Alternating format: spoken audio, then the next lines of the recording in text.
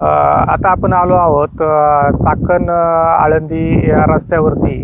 आळंदी रस्त्याच्या दोन्ही बाजूनी मोठ्या प्रमाणामध्ये नष्ट न होणारा कचरा या ठिकाणी टाकण्यात येतो आहे आणि हा कचरा टाकल्यामुळे रस्त्याचं पर्यायाने पर्यावरणाचं नुकसान होते, विद्रुपीकरण होते.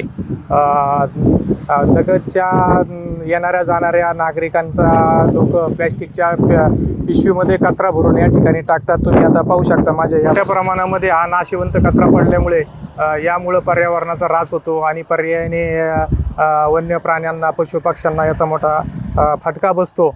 तसेच या मार्गावरून आळंदी तीर्थक्षेत्राकडे हजारो वारकरी ये जा करतात. त्यांच्या आरोग्याचा प्रश्न निर्माण होतो.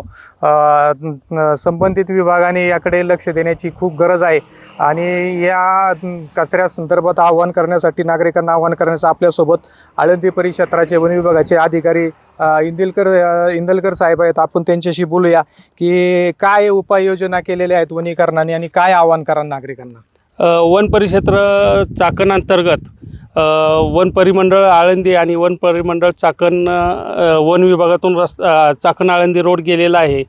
तरी दोन्ही बी वन परिमंडळ क्षेत्राच्या अंतर्गत रोडच्या कडेने मोठ्या प्रमाणात कचरा टाकलेला, वरचेवर कचरा टाकला जात आहे. तरी प्लास्टिकयुक्त कचरा असून आणि कंपन्यातलं जे टाकाऊ पदार्थ आहेत ते त्या स्वरूपात कचरा टाकलेला आहे. वरचेवर आम्ही कचरा काढण्याचा, जाळण्याचा किंवा स्थानिक लोकांच्या मदतीनं किंवा स्वयंभू संस्था यांच्या सहकार्यानं कचरा उचलण्याचं काम वेळोवेळी केलेलं आहे. परंतु नागरिकांनी किंवा या औद्योगिक क्षेत्रात असणाऱ्या कंपन्यांनी अवेळी कचरा टाकल्यामुळं वरचेवर कचरा पडत आहे. त्यामुळे पर्यावरणाचा ऱ्हास होत आहे.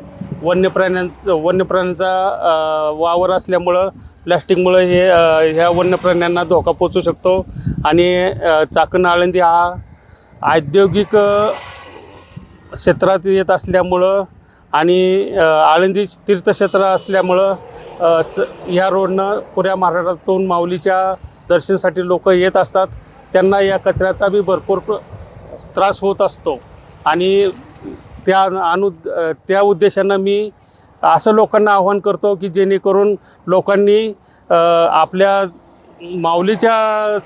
माऊलीच्या आळंदी अलंकापुरी जे रोड येत आहेत त्या रोडच्या साईडला तरी त्यांनी कचरा टाकू नये.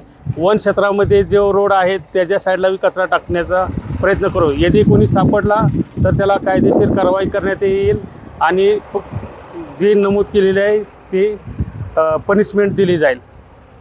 आपण पाहिलं आता की वन विभागाच्या वतीने आज वेळोवेळी कचरा टाकणाऱ्या लोकांवरती कडक कारवाई करण्याचा इशारा देण्यात आला आहे. या रस्त्याचं विद्रुपीकरण करू नये असंही आवाहन करण्यात आलं आहे. तीर्थक्षेत्र आळंदीकडे जाणारा हा रस्ता आहे. या रस्त्यावरून हजारो भाविकांची ये जा असते. अशा परिस्थितीमध्ये जर रस्त्यावर कचरा कोणी टाकला तर त्याच्यावरती कडक कारवाई करण्यात येईल असा इशारा वन विभागाच्या वतीने देण्यात आलेला आहे. चंद्रकांत मांडेकर, LS मराठी, चाकण, पुणे.